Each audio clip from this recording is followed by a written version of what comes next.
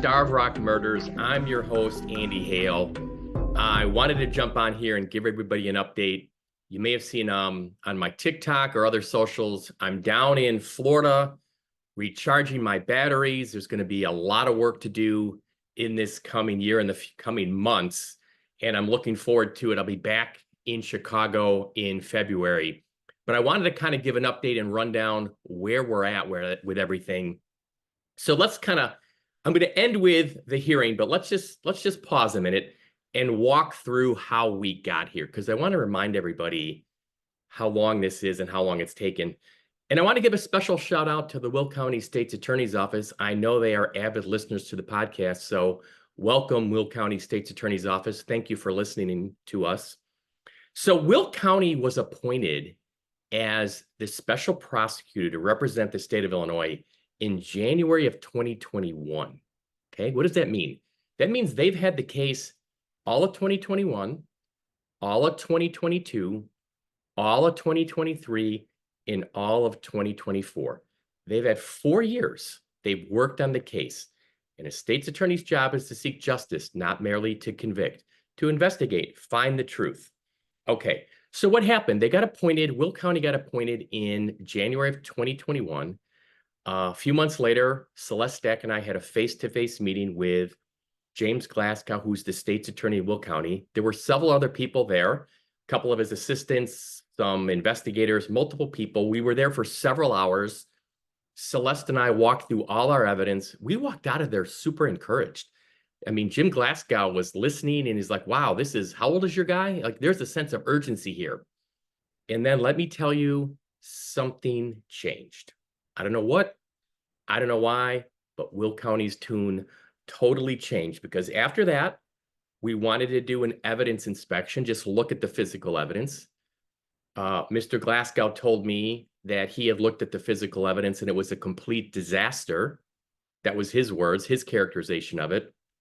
I said, well, it's a complete disaster. Why don't you let us look at it? And he said, no, I'm not going to agree to that.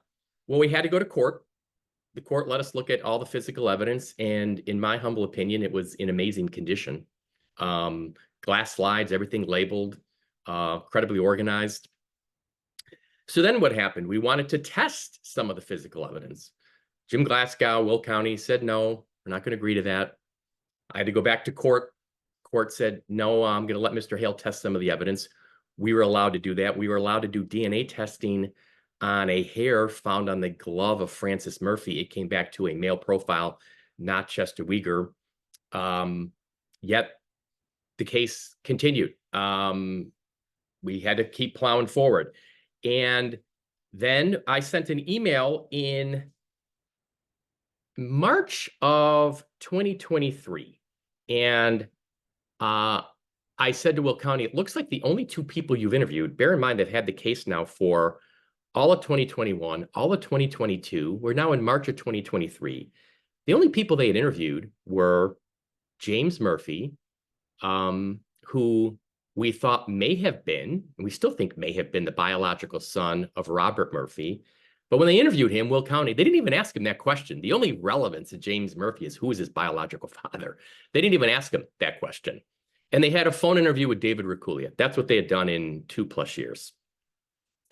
Then I went back in November of 2023 and said, hey, are there any more reports? They had one more report. They had now talked to James Murphy again about the biological father issue and asked him if he'd consider doing DNA testing, and he said he'd think about it, and he hasn't agreed to this point. Fast forward. So then after we got the DNA result, we did genetic genealogy, and we found out that that hair belonged to one of 3 local brothers, those 3 Bray brothers we talked about, who were all deceased. And I wrote Will County a letter in December of 2023 asking them to vacate the conviction based on that bombshell evidence.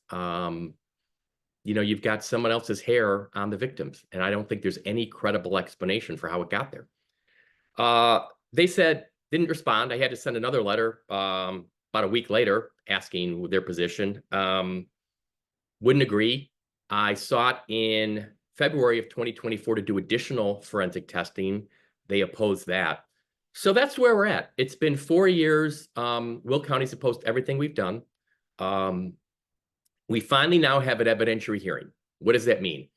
The judge said certain of our evidence can move forward to the third and final stage, an evidentiary hearing. The court thought it may take up to 3 days for us to present all this evidence. So the court's first available date with 3 days in a row was May 12th, May 13th, and May 14th of 2025. So that's going to be like a mini trial. We're going to put on our evidence. The state, through Will County, will have a chance to cross-examine our witnesses, make whatever arguments it wants.